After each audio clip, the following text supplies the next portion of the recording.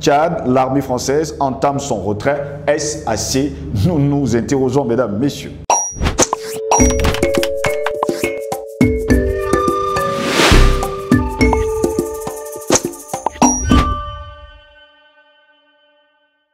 Mesdames, Messieurs, bonjour, très heureux de vous retrouver sur Panafricaniste TV, la chaîne de télévision des panafricanistes. C'est votre chaîne de télévision qui vous apporte le meilleur de l'information. Bienvenue à toutes et à tous à cette édition de Parole panafricaniste. Une question, Tchad, l'armée française entame son retrait. Est-ce assez? Nous nous interrogeons. Eh bien, il faut le rappeler, la France a commencé à retirer ses troupes du Tchad, a annoncé mardi 10 décembre l'état-major de l'armée française après le souhait exprimé par N'Djamena de rompre les accords de sécurité et de défense avec Paris. Prenant acte de cette décision et dans la continuité de l'évolution de leur présence militaire en Afrique, les armées françaises retirent ce jour la capacité chasse présente en N'Djamena, a fait savoir dans un communiqué l'état-major des armées du côté de la France. Alors que les premiers avions de combat Mirage ont regagné leur base dans l'est de la France, cela marque le début du rapatriement du matériel français stationné sur N'Djamena, a déclaré le colonel Guillaume Vernet, porte-parole de l'armée française. Après son annonce au 28 novembre dernier de rompre les accords de sécurité et de défense avec la France, prenant de court Paris, le pouvoir en place au Tchad a créé le 4 décembre dernier une commission spéciale chargée de piloter ce retrait ordonné des engagements bilatéraux sans précision d'échéance. Il faudra toutefois encore plusieurs semaines pour que les deux pays finalisent un calendrier de réduction de leurs opérations, a ajouté Vernet, alors que la France compte encore environ 1 millier de soldats sur le sol tchadien. Avant l'annonce de cette rupture par le ministre des Affaires étrangères tchadien Abderrahmane Koulamala, le Tchad était jusqu'alors un maillon clé de la présence française en Afrique, constituant le dernier point d'ancrage de Paris au Sahel après les retraits forcés de ses troupes du Mali, du Burkina Faso et surtout du Niger. La France est un partenaire essentiel, mais elle doit aussi considérer désormais que le Tchad a grandi, a mûri et qu'il est un État souverain et très jaloux de sa souveraineté, avait alors expliqué M. Koulamala. Le 6 décembre dernier, plusieurs centaines de personnes, pour ne pas dire plusieurs centaines de milliers de personnes, s'étaient rassemblées à N'Djamena pour afficher leur soutien à la décision du pouvoir tchadien. Après 60 ans de coopération, nous n'avons pas besoin de militaires français. Nous avons une armée, nous pouvons défendre notre pays, avait alors expliqué, bien sûr, M. Abdel Daïm Abdallah Ousmane, le secrétaire général du Conseil supérieur des affaires islamiques présent à la manifestation. Encore en transition politique depuis le coup d'État qui a porté au pouvoir le général Déby en 2020, avant sa légitimation par une élection présidentielle contestée en mai dernier, le Tchad subit actuellement des attaques du groupe djihadiste Boko Haram dans le nord-ouest de son territoire, accueille un afflux de réfugiés venus du Soudan voisin et éponge les dégâts d'une saison des pluies sans précédent qui a provoqué, on va le dire, le déplacement de plus de 2 millions de personnes. Mais qu'est-ce qui se cache derrière ce retrait de soldats français du côté du Tchad? Eh bien, d'après les informations et surtout certaines indiscrétions, les caisses de l'État français sont vides et les soldats stationnés sur les sols africains coûtent absolument cher. Alors la France, jouant à pile ou face avec certains chefs d'État africains, dont Alassane Dramane Ouattara, sans oublier Kaka Déby du côté du Tchad et, on va également le rappeler, du côté du Gabon également, ces derniers vont faire croire à l'opinion publique nationale et internationale que ce sont eux qui sont en train de demander le retrait de soldats africains de leur sol. Que nenni. En fait, c'est parce que la France ne peut plus financer ces soldats et que à cette heure de 2025, on va le dire comme ça, à la veille de 2025, eh bien, la France ne peut plus et n'a plus les moyens, on va le dire comme ça, d'entretenir ces soldats sur les sols africains, sachant finalement que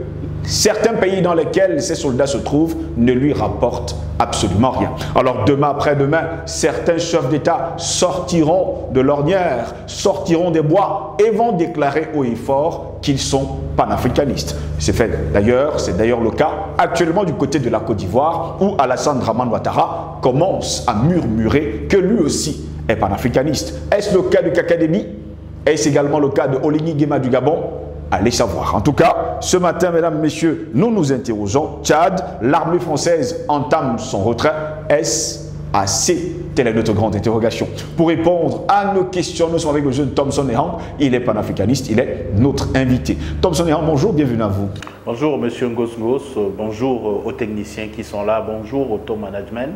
Je salue toute la galaxie panafricaine. Merci de m'avoir invité, Steve. Très heureux de vous avoir, Thomson Ehang, ce matin. Eh bien, là-bas, du côté du Tchad, il y a encore plus d'1 millier de soldats stationnés, mais on nous fait quand même comprendre que le retrait de ces militaires français a été entamé. Ah, Steve, moi je dis de qui se moque-t-on? Ça, c'est de prime abord ce que je peux dire. Parce que, vous savez, nous, les panafricanistes, nous sommes factuels. On parle des faits. Ça fait quelques jours que le Niger a décidé de mettre hors de leur terre l'armée française, les armées d'occupation de la France. Mais ces armées se sont dirigées vers le Tchad. Vers le Tchad. Mais pourquoi Kaka Déby n'avait pas dit que non, nous-mêmes on ne veut pas de vous ici, parce que déjà, vous qui êtes là, on n'en a pas besoin. Donc cherchez une autre... Attends, dites-moi, les avions, on dit les avions sont quittés du Tchad pour... non, je dis du Tchad pour la France, n'est-ce pas? Mais pourquoi les avions ne sont pas quittés du Niger pour la France directement?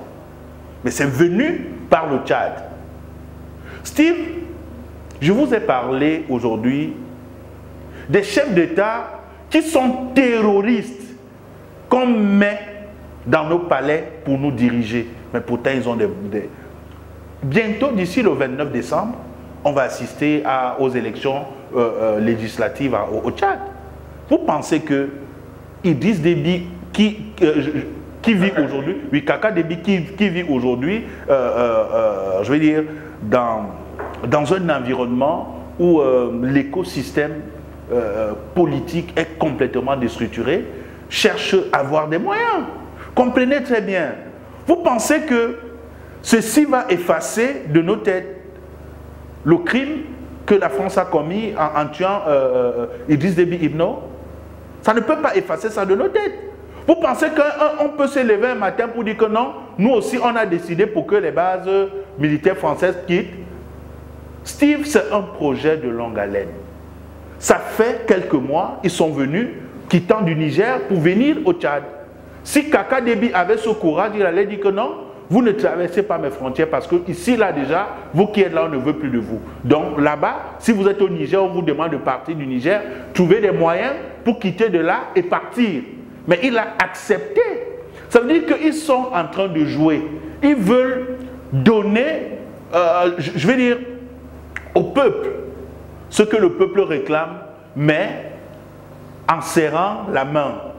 Oui. Que non, on fait semblant d'être avec eux, laisser qu'on puisse avoir la majorité, n'est-ce pas, aux législatives, et après, on pourra décider ce qu'on fera de notre pays. Vous pensez que le peuple africain est dupe? Les Africains sont regardants, Steve. Ce que Ouattara Draman dit là, mais c'est pour lui. On connaît qui est panafricaniste. On sait d'où le panafricanisme va nous amener. Ok, il parle du départ des troupes françaises. Mais on attend. Mais on sait que la France est tellement endettée, le robinet en Afrique est déjà fermé, c'est à moitié fermé. Maintenant, les revenus qu'ils ont en Afrique ne peuvent plus alimenter le terrorisme tel qu'il faisait avant. Donc aujourd'hui, ces mercenaires-là attendent beaucoup plus de la France et à un moment donné, ils sont en train de démobiliser un certain nombre pour voir ce qu'ils peuvent entretenir avec les moyens amaigris qu'ils ont aujourd'hui. Donc là, c'est ce qu'il faut retenir dans un premier plan, Steve. Donc il ne faudrait pas qu'on essaie de nous fermer les yeux. Mais attendez, vous savez très bien que le Tchad est stratégiquement positionné au Sahel. Mais attendons d'en voir. Si Idriss Déby, Kaka Déby va ratifier, voilà, va ratifier avec les États de l'AES. Parce qu'il faut le dire, si il est en train de nous dire qu'il est panafricaniste aujourd'hui, il va ratifier les accords avec l'AES directement pour essayer d'être ensemble et regarder dans la même direction. Parce qu'on ne peut pas dire panafricaniste et faire le contraire. On ne peut pas dire panafricanisme et prôner pour la France-Afrique. Parce qu'aujourd'hui, notre combat, c'est de mettre hors d'état la France-Afrique. On ne veut plus de France-Afrique. On ne veut plus entendre parler. Aujourd'hui, on parle des États-Unis d'Afrique et on est en train de tendre vers le Parlement panafricain. Mais aujourd'hui, on a des prémices. On a des prémices aujourd'hui qui sont les États de l'AES. Mais le voilà tout à côté. Si il demande sincèrement aux militaires français et leur truc de partir, mais il faudrait qu'ils montrent la volonté, qu'ils tendent le bras à l'AES aujourd'hui. C'est ce qu'on attend de lui. Mais je pense qu'ils sont en train de tomber dans leur propre piège. Parce que le peuple africain est averti. On a dupé l'Afrique. Mais aujourd'hui, l'Afrique a les yeux ouverts. Vous dites, vous êtes panafricaniste, on va vous imposer une vision. Et cette vision, on va vous accompagner jusqu'au bout parce qu'on ne va plus laisser rien faire en Afrique. On ne va plus laisser rien faire. Ça ne sert à rien de dire non, on va partir tous azimuts, on voit comment, on voit un déploiement, mais il y a encore plus de 1000 soldats sur le terrain tchadien. Mais c'est n'importe quoi. C'est n'importe quoi. On peut même croire que c'est le superflu venant du Niger qui sont en train de libérer pour faire croire. C'est une campagne électorale pour Kaka Déby. Moi, c'est ce que je peux appeler. Mais est-ce qu'ils sont en train de mettre les petits plats dans les grands comme les peuples africains attendent? Je pense que non. On attend encore beaucoup de ces chefs d'État traîtres qui ont décidé de tuer les leaders du panafricanisme pour venir maintenant se prévaloir comme des panafricanistes. Je pense que ça, c'est la poudre dans les yeux, mais les Africains sont plus intelligents et plus aguerris pour contrôler tout ce qui va dans le sens du panafricanisme. De l'autre côté de la Côte d'Ivoire, on connaît que jusqu'ici, Laurent Koudou-Gbagbo n'est pas éligible. Il n'est pas éligible. Pourquoi? Parce qu'il est panafricaniste dans l'âme. Parce qu'il a un projet qui vise à libérer l'Afrique. Pourquoi Ouattara est son rival? Parce que Ouattara est le larbin de la France. C'est lui le larbin de l'Occident. Il fait partie de ceux-là qu'on appelle les chevaux de Troie, parce qu'il n'y a pas que la Côte d'Ivoire qui est utilisé comme cheval de Troie. Ou jusqu'à pour le contraire. Aujourd'hui, tous ces chefs d'État qui sont en train de crier sur tous les toits, qui sont en train de chasser les soldats français de leur sol, en fait, c'est parce qu'il n'y a plus de financement de la part de la France. Il n'y a plus de financement et ils sont obligés de démobiliser un certain nombre de personnes pour voir s'ils peuvent supporter. La France est endettée, la France est lourdement endettée et l'Afrique est en train de s'assagir. Les robinets sont en train d'être fermés. L'eau est en train de sécher. Le robinet qui nourrissait la France est en train de sécher. Et la France est en difficulté. Et ce n'est que le début. Je vous préviens, ce n'est que le début. Parce que bientôt, ce sera le grincement des dents. Parce que contenir tous ces mercenaires qui ont passé le temps à boire le sang des Africains, à se nourrir, n'est-ce pas, de nos chairs et tout ce qui va avec. Mais aujourd'hui, ils vont rester en France. On va les contenir comment? On va les garder comment? Il y aura une implosion en France, Steve. Il y aura une implosion. Et ça, je le dis. Et je sais très bien de quoi je parle. Parce que l'Afrique est vigilante aujourd'hui. L'Afrique sait où elle va. L'Afrique a décidé de se libérer de toute personne qui viendrait, n'est-ce pas, saper la politique qui vise à libérer l'Afrique. La France va souffrir parce qu'aujourd'hui, on ne pourra plus rien laisser en Afrique traîner au hasard. J'ai dit, ces chefs d'État qui se prêtent aujourd'hui pour des panafricanistes peuvent parler du bout des lèvres, mais la pensée du peuple est de les accompagner jusqu'au bout. Ils parlent comme ils disent facilement ces paroles, non, les armées françaises vont partir, on va les voir partir. Et ils vont partir. Ça, c'est ce qu'il faut dire. Ils vont partir, qu'ils le veuillent ou pas. Le peuple africain va se lever et va dire, vous avez dit que ces gens vont partir. Non, vous nous aviez promis, mais on veut les voir partir. Sinon, ils verront le peuple africain devant leur palais et on se nourrira de leur chair. Parce qu'on est décidé aujourd'hui de se défaire de ces chefs d'État qui passent le temps à entuber les peuples, ils finissent leur mandat, après le temps où soit l'Occident va venir placer un autre là-bas pour continuer, n'est-ce pas, son projet macabre. On a dit non, nous les peuples aujourd'hui, ils font des choses de façade, mais nous on va les accompagner. On va dire ok, on connaît le nombre de militaires qui restent sur notre sol, il faut que tous ces gens-là partent. Ça a commencé comme ça au Niger, ça va prendre un peu partout, même au Sénégal, même en Côte d'Ivoire, que ces gens-là blaguent.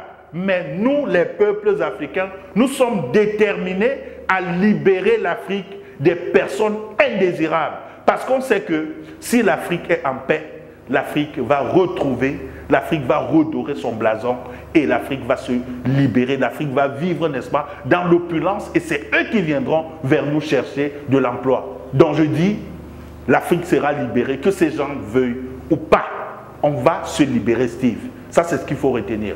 Il faut aussi rappeler à nos téléspectateurs que lorsque les soldats français sont sur le sol africain, l'État sur lequel on trouve ces soldats paye également une contrepartie à la France. Mais naturellement, c'est pour ça que je dis que c'est devenu, maintenant les entrées sont minces. Les entrées sont minces parce que l'Afrique s'est assagie. L'Afrique doit comprendre que la guerre entre nous, se tuer entre nous, c'est quoi? C'est prendre notre argent, aller acheter des armes dans des industries de guerre pour venir tuer nos propres frères. Et dans le champ de bataille, regardez bien les champs de bataille. On te parle du Sahel, on te parle du Golfe de Guinée. Qu'est-ce qu'il y a en dessous? Regardez même nos pays. Quand je parle même, regardez le Rwanda. Regardez le Rwanda qui déstabilise perpétuellement le Congo. Steve, il faut regarder, c'est entre nous. C'est entre, regardez le Rwanda. Le Rwanda qui se met en porte-à-feu avec le Congo voisin. Ça veut dire que la déstabilisation du Congo vient de son frère africain. Parce qu'on l'utilise à chaque fois. Et ils ont créé un théâtre de guerre sur un sol riche. Pendant que vous vous entretuez là-bas, et ils sont en train de piller. C'est la même chose au Sahel, c'est la même chose au Golfe de Guinée. C'est pour ça que je demande aux Africains d'être vigilants et de chasser toutes ces bases-là, tous ces Français, tous ces Occidentaux qui viennent avec leurs armes ici pour nous déstabiliser et nous faire acheter des armes et des munitions pour tuer nos propres frères. On les demande de partir et on reste entre nous. On s'organise, Steve. On s'organise pour pouvoir libérer nos pays et contrôler nos richesses. On n'a pas besoin d'eux. Et les chefs d'État qui ont décidé de vivre comme des reptiliens, qui alimentent ces conflits, qui, ma foi, continuent d'aider ces gens d'une manière ou d'une autre à rester impunément dans nos territoires, seront dégagés. Nous les peuples, on va, Ouattara bientôt, vous allez voir, Ouattara va partir de gré ou de force. Tous ces gens-là, Kaka Déby, tout ce qu'il fait là, on voit son jeu, on connaît son jeu de fond, on connaît ce qui s'est passé au fond, on connaît comment la mort de son père panafricaniste a été orchestrée. Hein? Il a été complice, il faut le dire. Je ne sais pas pourquoi parfois on refuse de dire des choses telles qu'elles sont. Non, c'est la vérité. Il a partisé à la mort de son père. Donc il ne peut pas nous montrer aujourd'hui qu'il est panafricaniste. Le panafricaniste ne tue pas l'autre. Parce qu'il a plutôt besoin de se mettre ensemble et essayer de regarder dans la même direction pour sauver l'Afrique qui est la mamelle nourricière du monde. Donc pour moi, ces chefs d'État qui se calment, les Olingi Nguema, on a bien dit, pourquoi il y a des chefs d'État qui ont fait des coups d'État dans leur pays, qui sont adoptés par l'Élysée, et il y en a d'autres qui ne sont pas adoptés, qui sont plutôt pénalisés au quotidien. On les coupe les vivres, on les dit ceci, mais on n'a même plus besoin de ces aides-là. On a bien dit, on n'a plus besoin de ça. Qu'on soit adoubé par l'Élysée ou pas, on sait ce que c'est que l'Élysée. Quand ton ennemi dit ce que tu fais est bien, ça veut dire que tu es en train de te tromper. Nous, on préfère qu'on soit détesté par ces gens Parce que quand on est détesté, on sait qu'on est en train de servir notre peuple. C'est ce que nos chefs d'État doivent savoir. L'assentiment des peuples africains, si le peuple est avec toi, c'est le plus important. Que l'Élysée, que Washington, je vais dire le Royaume-Uni, oui, Londres, tout ça là, soit mécontent, sachez que votre peuple est content et c'est ce qui compterait pour vous qui êtes en train de diriger le bateau africain. Donc on dira à ces chefs d'État, à ces pseudo-panafricanistes qu'on vous a à l'œil et vous partirez. Vous partirez parce que le projet du panafricanisme ne se limite pas sur les lèvres. Il y a les États-Unis d'Afrique, le Parlement panafricain, il y a aussi la monnaie commune. La monnaie commune qui est là. Qui est là. Et on réclame ça à corps et à cri. Et là, il faudrait que ces pays-là nous montrent. Il y a les États de l'AES qui ont montré qu'on n'a plus besoin de la France-Afrique. On n'a plus besoin de l'Occident.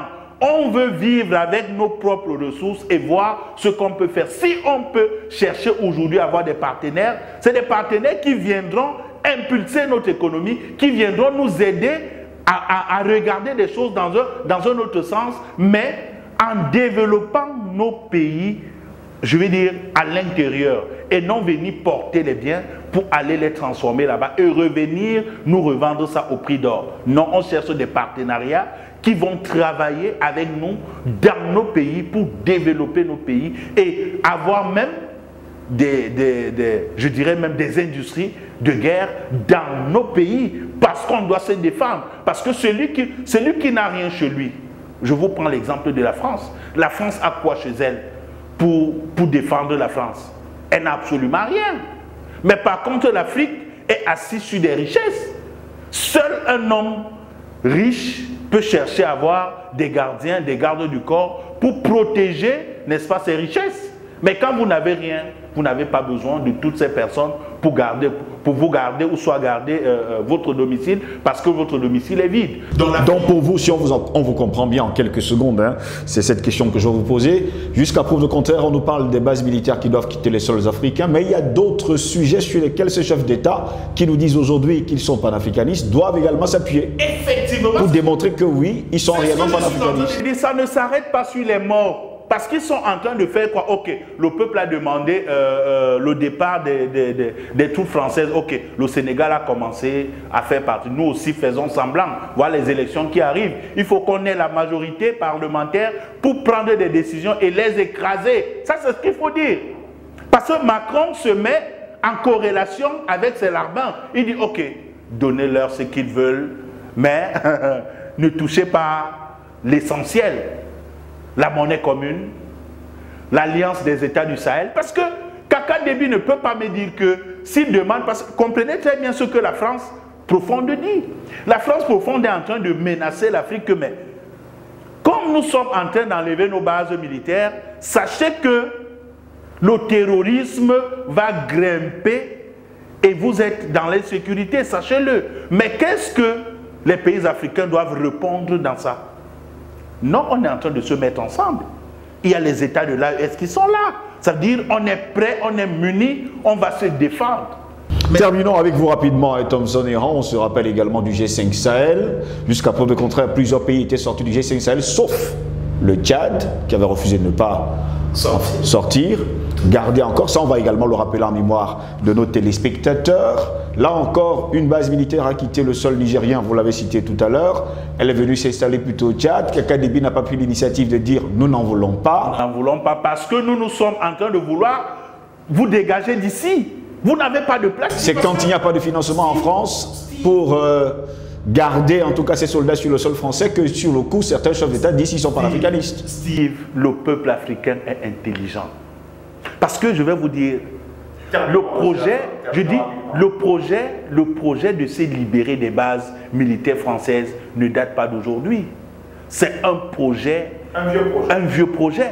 Pour dire que si Kaka Déby avec ça dans son, dans son programme, il allait dire que non, si vous quittez du Niger, prenez le vol à partir du Niger, n'entrez pas chez moi. Parce que vous, ici, déjà, on n'en a plus besoin parce que vous allez aussi partir. Mais il a quand même réussi à les installer. Mais ça veut dire qu'il y a un problème, Steve. Il y a un problème et les Africains sont regardants. Kaka Déby pense qu'il fait des choses pour tromper les Africains. Il ment. Je dis, comme on parle au quartier trivialement, il se met le doigt dans l'œil. Parce que nous, les Africains, nous allons contrôler jusqu'à la dernière minute. Ces bases partiront, y compris les ONG. Parce que je vais vous dire aujourd'hui, comme je l'ai dit toujours ici dans votre tribune, les ONG doivent aussi suivre. On n'en a pas besoin. Des organisations non gouvernementales, des gens qui se mettent, qui défient les États souverains, des hommes parce qu'ils sont soutenus par l'OTAN, parce qu'il faut le dire, c'est l'OTAN qui soutient les ONG africaines. Merci à vous, Thomson Ehand, d'avoir été dans notre... Ces gens-là partent. Merci. On n'en a plus besoin, Steve. On vous a compris parfaitement. Merci, Thomson Ehand, d'avoir été avec nous. J'espère que tous les Africains aussi ont compris, y compris ceux-là qui disent qu'ils ne sont pas là pour le combat, ils sont là pour prier Dieu et défendre leur cause, peut-être, je ne sais pas, pour aller au paradis, je ne sais pas trop. Mais je vais rappeler que vous ne pouvez pas vivre là où les autres mèneront toujours les combats pendant que vous êtes là les bras croisés. Mettons-nous ensemble, nous, peuple africain, pour défendre ensemble notre pays, Afrique, parce qu'une seule main, un adage africain le dit, une seule main ne peut attacher un paquet. Merci une fois de plus de m'avoir écouté.